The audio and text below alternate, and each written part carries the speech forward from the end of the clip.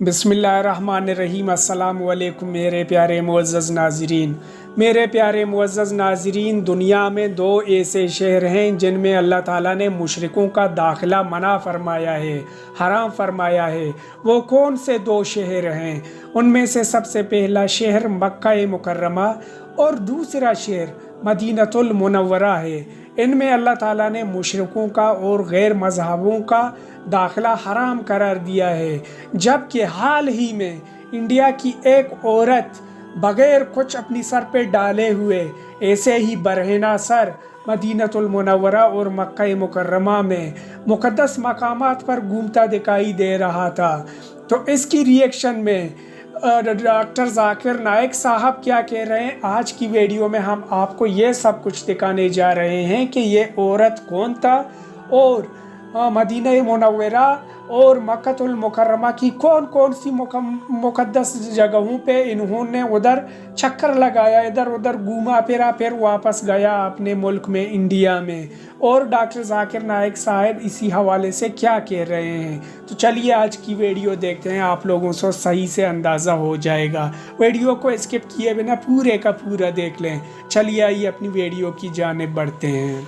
भारतीय वजीर और साबिका भारतीय अदाकारा स्मृति ईरानी का सऊदी अरब का दौरा इस वक्त सोशल मीडिया पर हंगामा मचा रहा है, जिसमें उन्होंने भारत के वफ्द के साथ सऊदी अरब में उस इलाके का दौरा किया जहां तक जाने का ख्वाब इससे पहले किसी गैर मुस्लिम ने नहीं देखा। भारतीय वफ्द न सिर्फ मस्जिद नबी में गया बल्कि ओहद के पहाड़ और आप सल्लल्लाहु अलैहि वसल्लम के दौर में बनाई गई पहली मस्जिद क़ुबा में भी गया। ये वो इलाके हैं जहाँ पर इससे कबल गैर मुस्लिमों का दाखिला न सिर्फ ममनू था बल्कि चोरी छुपे दाखिल होने वालों को सजाएं देने का भी खातिर खा इंतजाम था। सऊदी अरब आने वाले सयाहों के वीजों पर भी ये बात दर्ज होती थी ताकि यहाँ आने वाले गैर मुस्लिम भूल कर भी इस इलाके की तरफ न जाएं। सऊदी अरब में मौजूद अमरीकी सिफारती एहलकारों को भी इस हुक्म से इस्तिस्ना नहीं था और उन्होंने हिदायत कर रखी थी कि कोई भी अमरीकी अगर सऊदी अरब जाए तो मजहबी मकामात में दाखिल से गुरेज करे। सऊदी अरब में अमरीकी सिफारत खाने की वेबसाइट पर कहा गया है कि सऊदी हुकूमत ने गैर मुस्लिम अफराद पर मरकजी मक्का शहर और मदीना के मजहबी मकामात में दाखिले पर पाबंदी आयद कर रखी है। वीजा की सहूलत पर गैर मुस्लिमों को मदीना की सैर तो कराई जाती है मगर मस्जिद नबी और इसके अहाते की हुर्मत को बरकरार रखने के लिए यहाँ उनका दाखिला ममनू था। मक्का में मस्जिदुल हराम के बाहर के इलाके में जाने की इजाजत तो थी मगर मस्जिद के अंदर दाखिल नहीं हो सकते थे और इसी वजह से सऊदी अरब में गुज़श्ता साल 23 जुलाई को मक्का की पुलिस ने एक सऊदी शख्स को गिरफ्तार किया था जिसने एक इजरायली यहूदी रिपोर्टर को मक्का में दाखिल होने में मदद की थी। यह मक्का में गैर मुस्लिमों के दाखिले पर पाबंदी के कवानीन की संगीन खिलाफ वर्जी थी और इस पर इजरायली न्यूज चैनल 13 ने इस सहाफी की 10 मिनट की रिपोर्ट भी नशर की थी जिसमें उसको मस्जिदुल हराम के सामने से गुजरते हुए और जबल रहमत पर चढ़ते देखा गया। इस पर मुसलमान और सऊदी शहरियों ने इंतहाई गम और गुस्से का इजहार किया था और सऊदी हुकूमत ने बाकायदा ऐलान भी किया कि किसी खिलाफ वर्जी को बर्दाश्त नहीं किया जाएगा, चाहे इसका ताल्लुक किसी भी कौमियत या उनके काम की नौइयत से क्यों न हो। नाज़रीन, गैर मुस्लिम मक्का या मदीना में क्यों दाखिल नहीं हो सकते, इस पर डॉक्टर जाकिर नाइक ने भी लबकुशाई की थी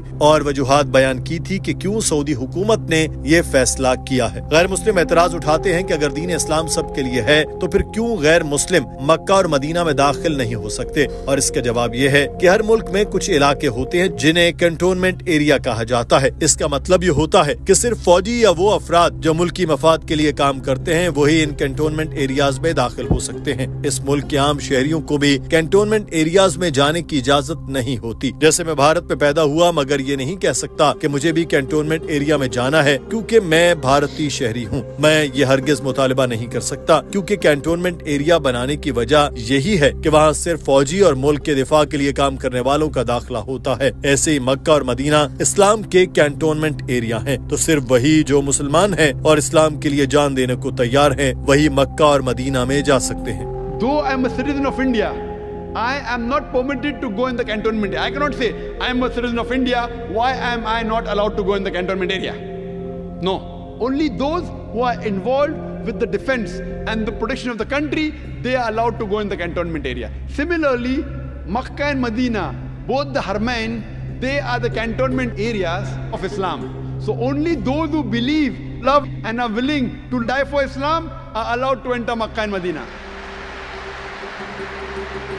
ڈاکٹر ذاکر نائک نے بتایا کہ اسی لیے اسلام میں بھی ہدایات کی گئی کہ ان دو علاقوں میں غیر مسلموں کا داخلہ نہ دو۔ جب اللہ تعالیٰ نے ہی اس چیز سے منع کر دیا تو ہم اس پر مکمل یقین رکھتے ہیں۔ دوسری وجہ یہ ہے کہ جب بھی آپ کسی ملک میں جاتے ہیں اگر ویزا نہیں تو اس کا اس ملک میں داخلہ بھی نہیں، اور امریکہ ایسا ملک ہے جہاں کا ویزا لینا سب سے مشکل ہے۔ وہ آپ سے حد تک آمیز سوال کرتے ہیں، پوچھتے ہیں کہ کیا تم دہشت گرد ہو؟ ظاہر ہے کوئی بھی لکھے گا کہ میں نہیں ہوں، مگر پھر بھی وہ یہ سوال اپنے فارم میں لکھتے ہیں۔ امریکی حکومت بتائے کیا آج تک کسی ایک نے بھی اس خانے میں ہاں لکھا ہے؟ عجیب چیز ہے۔ ڈاکٹر صاحب کی اس بات پر ہال تالیوں اور کہکہوں سے گونج اٹھا۔ One of the most difficult countries to get visa is USA.